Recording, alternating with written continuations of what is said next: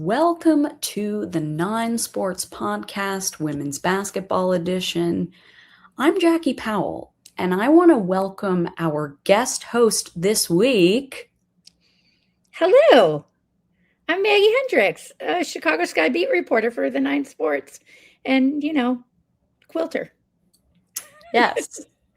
We are going to be bringing you high-level women's basketball analysis, news, and some nuanced level thinking, or maybe as Howard, who is off this week, likes to say, some gray area type thinking.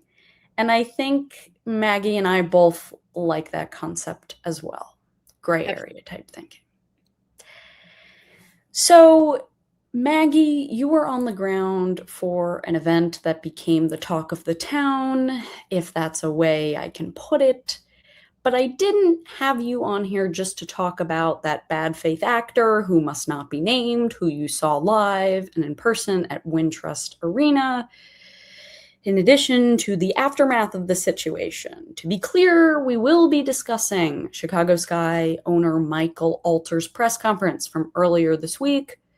But also, we are going to discuss some basketball, including how defenses are going to impact the playoffs, in addition to reacting to the developing story this week, which is where DeWanna Bonner is going to play in the playoffs. We learned the answer to that question yesterday. So, Maggie, I'm going to put you on the clock for 60 seconds to update everyone about what a wild of a week this has been for DeWanna Bonner. So here we go. Let me know when you are ready. I'm ready. And? So DeWanna Bonner, who is the most seasoned player, I think only Alicia Clark maybe is older than her in the league, was looking to win another championship before she likely retires at the end of this season. And the Phoenix Mercury were kind enough to say, okay, sounds good to us. So the Phoenix Mercury cut her with the idea that another team would be able to sign her. And she signed with the Atlanta Dream for a prorated max worth around $116,000. There were other teams in the mix. Alexa Philippou said that the Aces were thinking about it and the Liberty as well. But I think this makes a lot of sense for the Dream because one thing they don't have a ton of is playoff experience. And I think that's one of the most important things in winning a championship is having someone who can say, hey, this is what we need to do. Let's all bring it in and focus on this. This is how we win. And DeWanna's won a lot. The gong. I should have rung that earlier, but I wanted you to finish your point. So essentially, of course, but essentially the basketball equivalent would be, you got the shot up right as that buzzer beat, or maybe a second or two after, and you had to look at the review to see, didn't quite make it in time. But that doesn't matter. The point is, I couldn't agree more when it comes to your assessment when it comes to DeWanna Bonner. Because when you look at this Atlanta team, essentially the veteran leadership was going to come from Brianna Jones, right? Mm-hmm. And we don't really know what is going to happen with Bree Jones because she got another leg injury. It was the opposite leg of the one where she had the meniscus issue.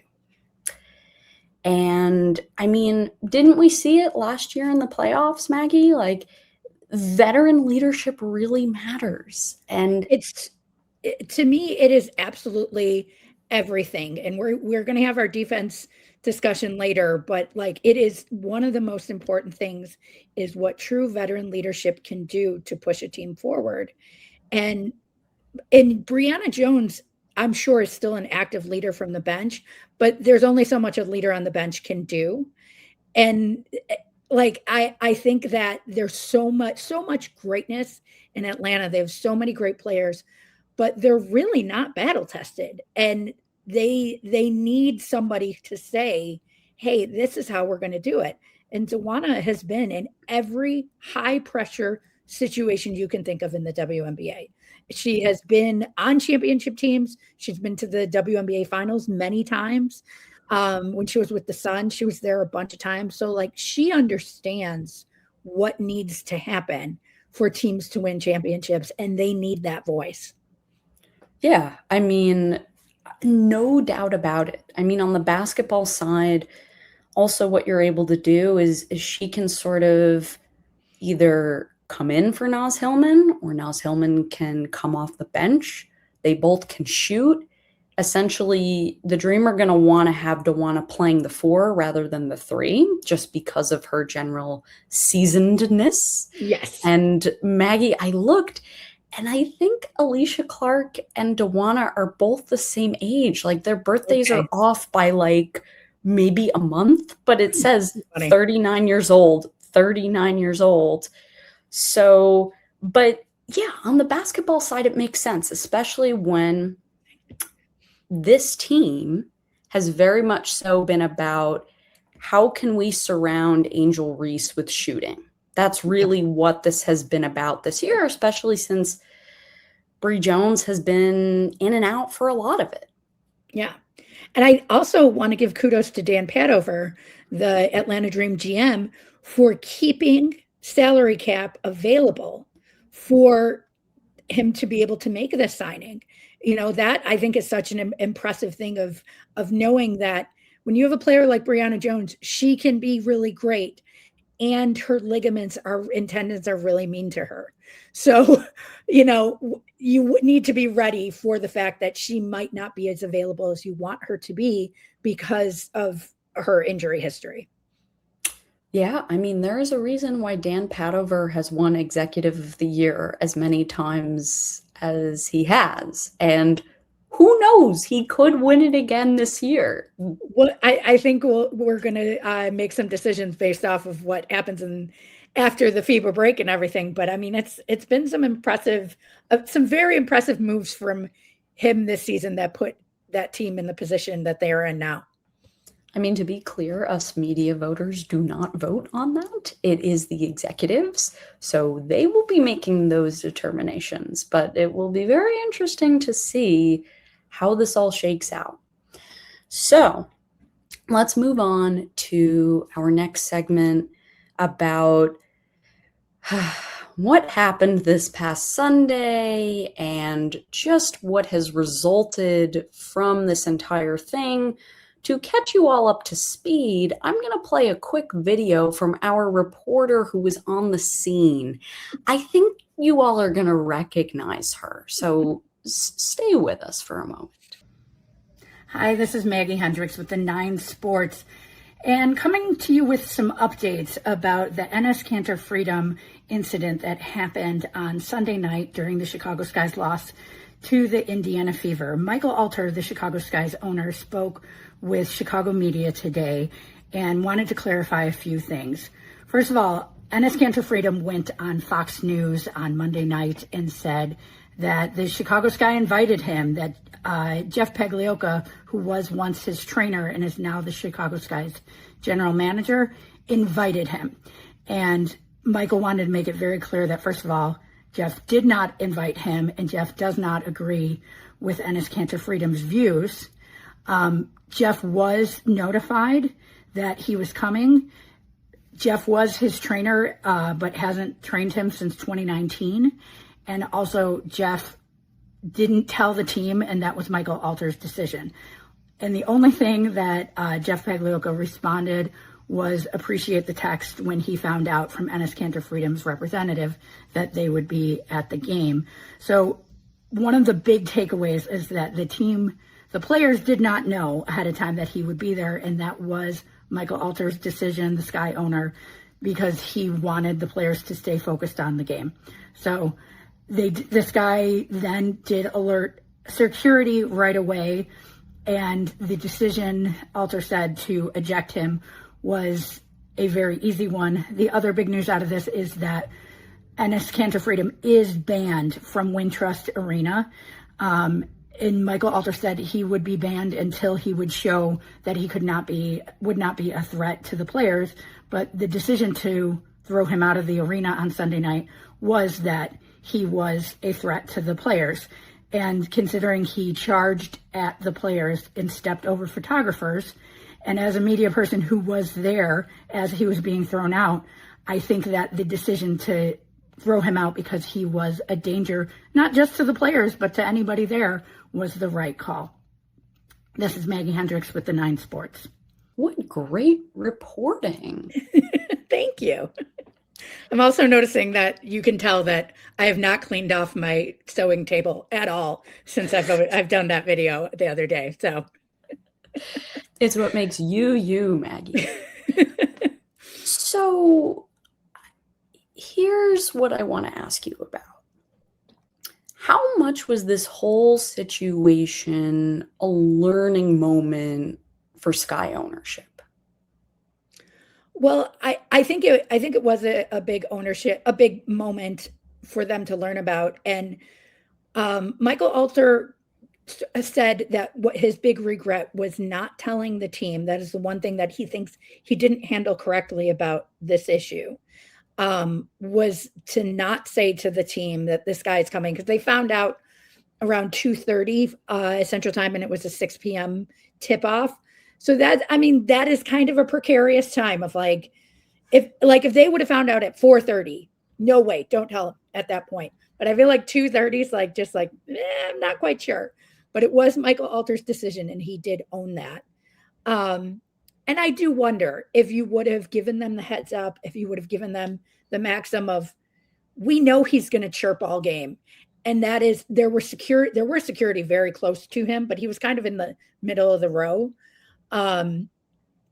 He was yelling the entire game. The security told Michael Alter, and I even heard it, he was yelling all game at the players, and definitely was keying in on Natasha Cloud. So he was definitely probably already on his way to an ejection because of the way he was acting. And then it was the aggressive step over the photographers. And one of the things that Alter pointed out was that security wasn't going to wait for him to cross the baseline to throw him out of the game. His actions were clear. His intent was clear as he was walking towards players. Nobody can do that. Not me, not you, no one. Common and Jennifer Hudson and Jason Sudeikis were there. None of them would be allowed to charge at players either, So I think that was the big learning moment from the Sky, was maybe we should have brought the players in more to have that discussion. But it's also, hindsight is 2020. Who knows if that would have rattled them more from the start. That's a great point. That's a really great point. I mean, part of what's so frustrating about this whole situation is that this game that you are at is now in WNBA history, not just because of what happened, but the viewership numbers. This was the most watched regular season game in league history since 1997, which was the founding year of the league. So it just makes me feel really very conflicted, because we want these ratings to go up and up. As someone who covers this league, players, owners, coaches, the league office. But you think, well, at what cost? Yeah. And to be clear, I don't think that the numbers were necessarily up because of Enes Kanter Freedom being there, or because of the controversy around Sophie Cunningham or anything like that. I think people tuned in because, first of all, it was 6:00 on a Sunday night. Baseball's kind of in its doldrums. There's not much, football hasn't really started.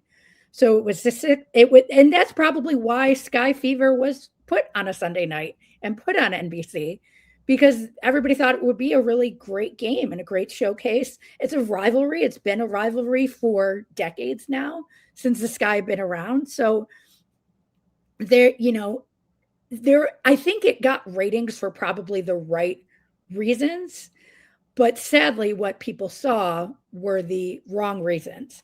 And then the basketball after that happened was not very good. The Sky were leading after the first half, and the Sky were keeping up with Indiana for most of the game. And then you know, I Natasha Cloud wanted to know if she was a distraction, and Tyler Marsh said, "I told her no, she wasn't. There were Mm, lots of things going wrong, but at the same time, I think that team were rattled. We're absolutely rattled by what happened, and for good reason. There was a 6'10" man who was a former NBA player charging at them. It took several security to get him out, and mm. the way they brought him out was right behind press row. So this was just right a couple feet from me. They were like all of the heads of security of the Fever, the Sky, Wintrust Arena, and the Chicago police were all standing there, like all working to get him out. And he kept trying to talk about, like, no, I'm calm, I'm fine, I'm fine. But he wasn't, clearly, he wasn't. And so then they finally got him out of the building. But when I'm telling you, it was incredible teamwork to get him out. You can see why players would be rattled. You can see why both teams would be a little bit shaken. And the basketball wouldn't be that great after that happened. And that was also probably his aim. Yeah, I think it's also really unfortunately quite symbolic for what we've been seeing ever since we learned about Sophie Cunningham's position on a certain issue, because that was sort of the, I guess, what I call it, the match that struck the Yes. flame. And there's a lot of talk about, why can't we just talk about the basketball? And there's a lot of feelings of exhaustion when it comes to this discourse, in addition to the players doing their jobs. It's exhausting for them. It's exhausting for us media members that have Absolutely. been doing this. And it's really unfortunate, because I know I can speak for myself, but I think I can speak for you, Maggie. Part of the joys of covering this league is because of what it stands for, and because of what its players advocate for, and because there is such a willingness to speak intersectionally about our country, about this world. And so to see it happen in this way has been really tough for me, because it's sort of like, well, I'm here because of those intersections, and these intersections are being, I guess, exploited Yeah. and turned against these players. Absolutely. So I've covered a lot of sports. I've covered the UFC, I've covered the NFL, I've covered all kinds of Olympic sports. I think the only thing I have not covered is college football. And one of the things I have loved and has made me stick with the WNBA is that the conversations I have with players are not like conversations I've had in any other sports. These athletes are so engaged with the world that they're in, and they understand their platform. They understand. I mean, you hear Paige Beckers talking when she was 19 years old about wanting to make sure that Black women get a spotlight. Like all kinds of things like that. It makes me so proud. And there are other sports I've covered where I've thought, I don't want to know that person's views because I don't think they're going to be great. And I don't have that fear, that same kind of fear covering the WNBA. Everybody doesn't agree. Let's be super clear on that. Everybody's not voting for the same candidates, the same ideas, anything like that. But I think that these players are so engaged and informed that I can trust their views a lot more than, say, when I was walking into an MLB clubhouse. Yeah, because a lot of them care about a lot of this, and a lot of them do their due diligence, and they read, and Yeah. they want to know. Yeah. And I think I was in Brianna Stewart's little fireside chat that she did right before the Liberty played the Fever, and right before the same protests that have been happening across the country also happened in New York, I sort of asked her about the identity of the league, and which is what Maggie and I have been talking about. Like, this is what this league is known for. And I said, well, as the league becomes more popular, there's some that believe that maybe that critical part of the W's identity is going to sort of dissipate and disappear. And she was like, no, no, no, no. Like, this is our superpower. This is what makes us unique. And so that's something that I'm thinking a lot about in this conversation. Absolutely. I mean, that one of the best players to ever play stopped playing so that she could fight against the wrongly accused and the wrongly imprisoned. That is such a footprint in the league. And you continue to hear, how many years has it been since my more or less played in 2018? Mm-hmm. So now we're on our 8th season since we've seen her. And you still hear players talk about how she's their favorite player. Paige Beckers has said that many times. You also hear the people who did play against her. When you ask anybody who has some vintage in the league who is the hardest person to play against, you still hear it was Maya Moore. And I think I think Maya Moore has done such an incredible job of building that foundation for the W, that's who we are. And that those Minnesota Lynx teams, they were winning, but they weren't keeping their mouths shut. Yeah. And that to me is a very important thing about the foundation of who the league is. And still to this day, Cheryl Reeve and her shirts, and Cheryl Reeve isn't going to be quiet ever. Yeah. And that's when you have that as a foundation, anybody who runs away from it, yeah, I don't think they're going to be hurt. I think they'll be okay, but they're also missing everything that's great about this league. What a point. What a point.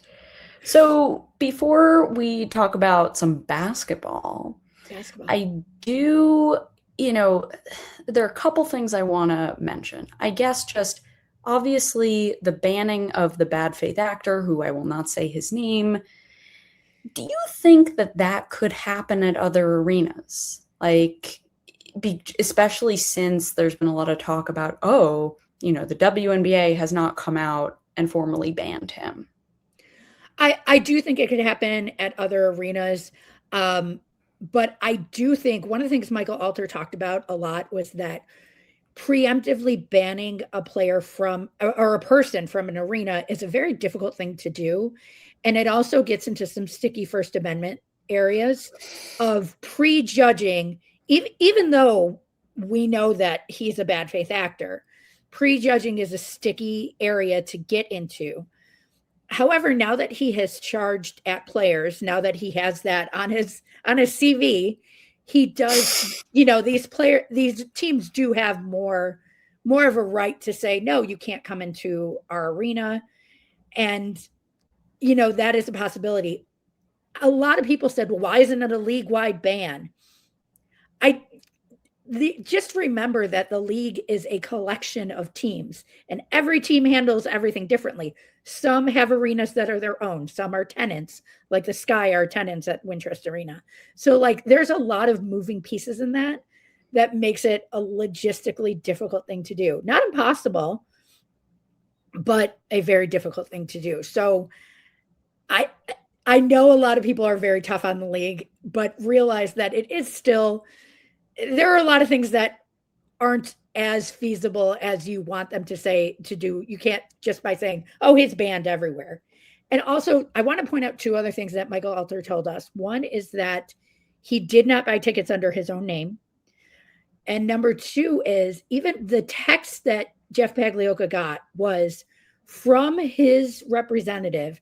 And the start of the text, Michael Alter read the screenshot, was, I know you haven't heard from me in a while. This is Hank, who he works with on his Cantor Freedom.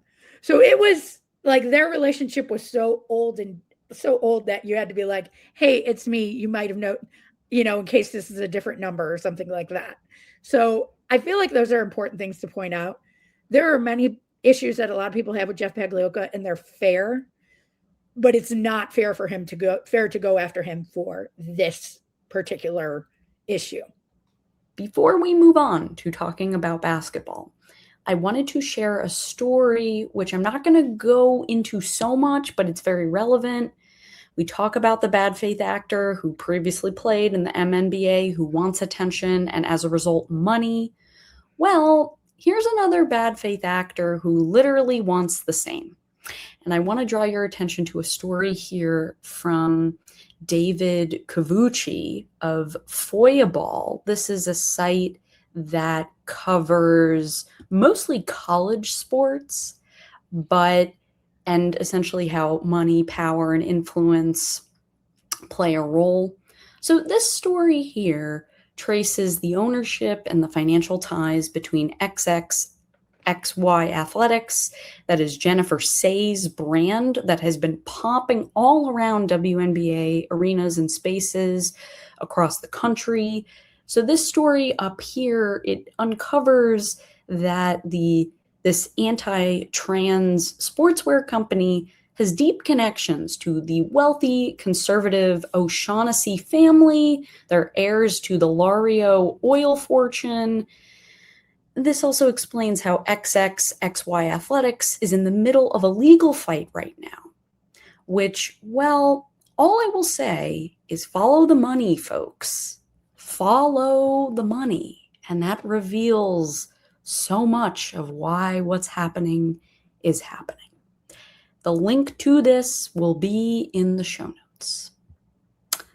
So, Maggie, let's talk about some basketball. Yay, basketball. Yay. So, I'm going to ask you what you think, since you've been covering this league for a long time. Before this year, would you say that defense wins championships? Yes.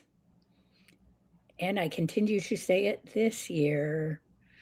Well,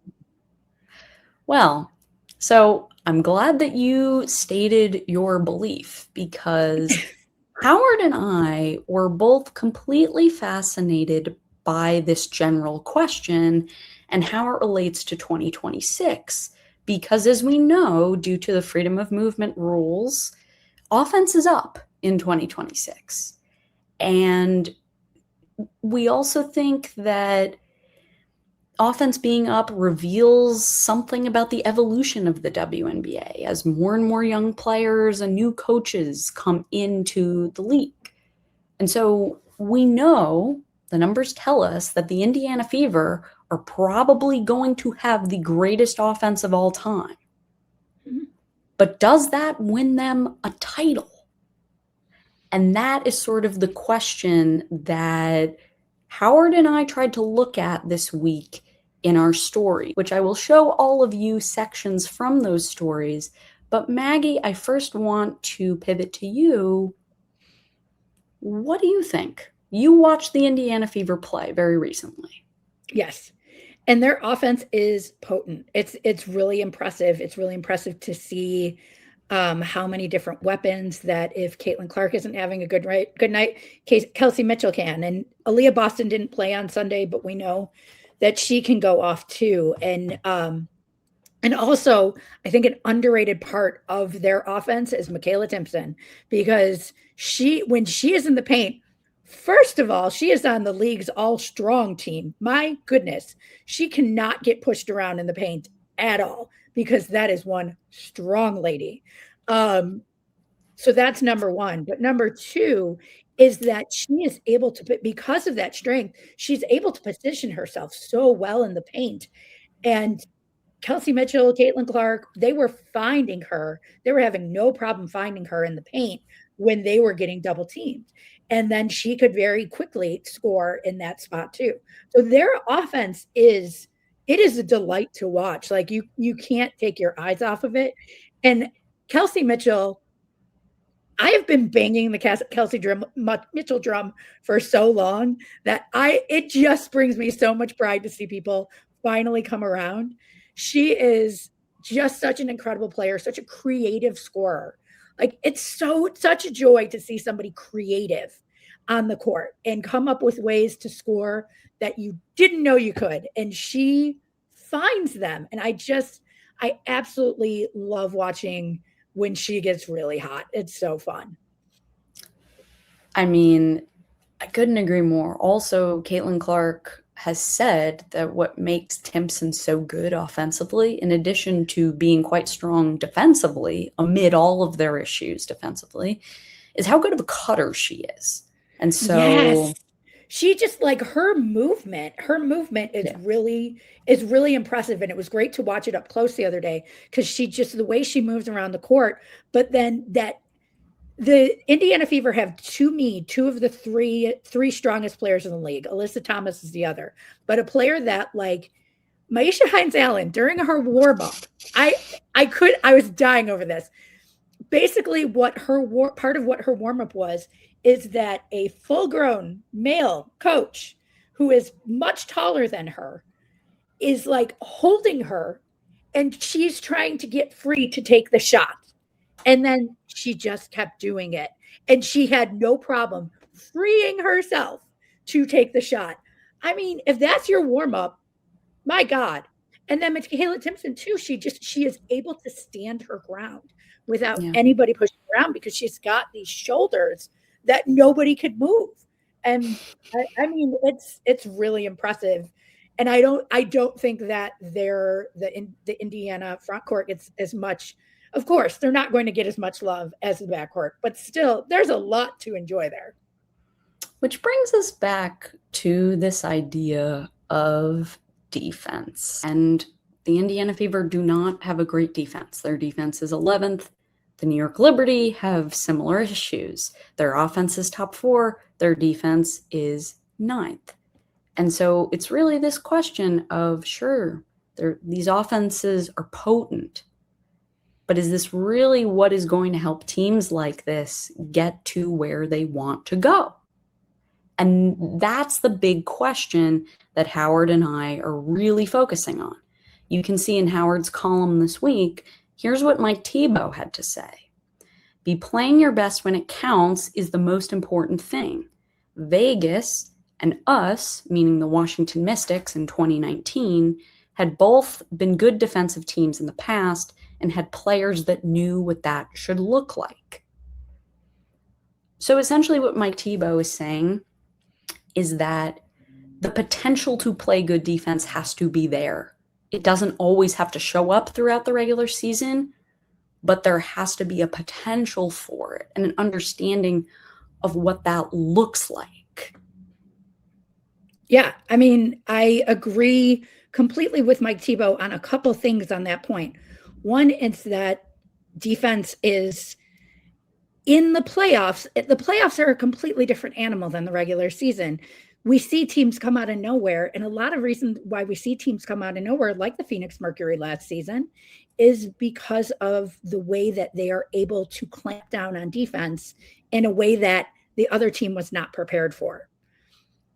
But my biggest belief about the playoffs, that the most important thing is experience, is knowing, having been there before, having players who have been there before, even with other teams, understanding that the playoffs are a completely different crucible, and they're even going to be weirder this year because of the FIBA break. So there's always some kind of, the playoffs ask more of these players. The games are fast. There's bigger spotlight. There's more media. There's more everything. And the games mean so much. And players need to understand that feeling, not just I watched it on TV, but that feeling more than anything. And Mike Thibault talked about how you have to be able to play well at the right time. And that is another thing that experience teaches you. And it's not just players. I think it's coaches too. Yeah. And 100%. Having coaches that have been through this before. And so, shifting over to this part of the story I wrote this week on NBCSports.com, you have teams like the Golden State Valkyries and the Minnesota Lynx that are much better defensively. The Lynx are both great on offense and defense, but you do have Cheryl Reeve, you do have Nafisa Collier, you do have Natasha Howard. Those three are players with deep playoff experience. But how is that going to be for Olivia Miles? You know, how is that going to be for this Golden State team that has an offense that, okay, maybe Gabby Williams has the most playoff experience? I mean, Natalie Nakase has coached as an assistant through more playoffs than as a head coach. So these are all the things that I'm going to be looking out for. How important is having the potential to play good defense? How much is that going to matter? I think that is the kind of thing that, because when another team gets hot, you can't necessarily make your offense be like, oh, you get hot too. Like, you sometimes, if you can't stop them, your only other choice is to meet them at a scoring pace. And that's not always possible. If you're cold on the day that the other team's hot, defense is the only thing you can turn to.